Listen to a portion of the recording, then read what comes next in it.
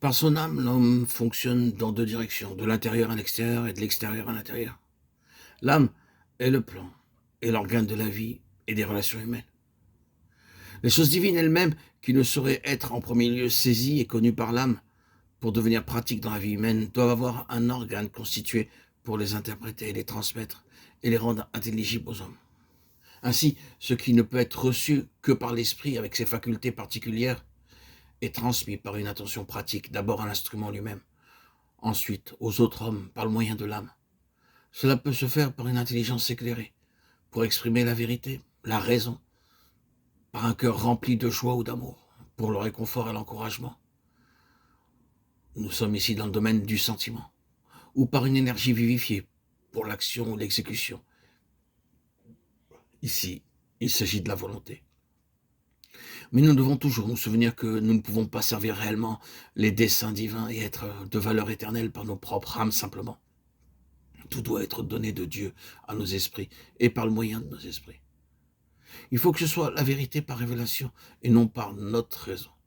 La joie et l'amour par le Saint-Esprit et non par notre propre émotion. L'énergie et la force en Christ et non notre propre impulsion et la force de notre volonté. Je prie le Dieu de notre Seigneur Jésus-Christ, le Père de gloire, de vous accorder un esprit de sagesse et de révélation qui vous apprenne à le connaître, et d'illuminer les yeux de votre cœur, afin que vous sachiez quelle est l'espérance que fait naître en nous son appel, quelles sont pour les saints les richesses de son glorieux héritage. Éphésiens 17-18. Lorsque notre propre raison, nos propres sentiments et notre force de volonté représentent le dessus, l'ordre divin sera de nouveau violé, une position fausse se créera, et le fruit périra, bien qu'il puisse paraître bon pour un temps. Prenons la direction opposée. L'âme peut reconnaître, apprécier, comprendre et saisir toutes les choses de ce monde, dans la mesure de sa capacité naturelle, ou acquise, ou développée. Tout cela peut s'arrêter là et y rester. Ou bien, cela peut être élevé sur une base plus haute, et dirigé de manière à être transformé en valeur spirituelle, qui est éternelle, et devenir entièrement utile, parce que vivant, ou bien ce sera rejeté. L'esprit montrera ainsi par son contact avec Dieu ce qui est bon et ce qui est mauvais, ou ce qui n'est qu'apparemment bon. L'âme ne saurait distinguer cela par elle-même.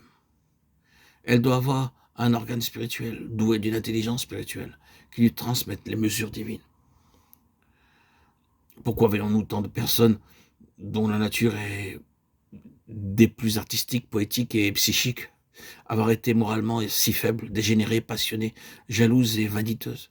Pourquoi les dictateurs, dont le moi éclipse toute autre chose, sont-ils si impies, osant braver Dieu? Pourquoi y a-t-il tant de grands intellectuels qui sont si orgueilleux, arrogants et souvent infidèles? Tout cela, c'est l'âme. La réponse est claire. Ils ne connaissent pas cette union de l'esprit avec Dieu qui établit l'équilibre et le jugement saint, et par conséquent leur propre âme ont le dernier mot. En toute chose, ce n'est pas qu'ils rejettent en tout point le Dieu de l'univers, car ils s'en réfèrent parfois à lui, mais il n'y a pas de rapport entre lui et eux.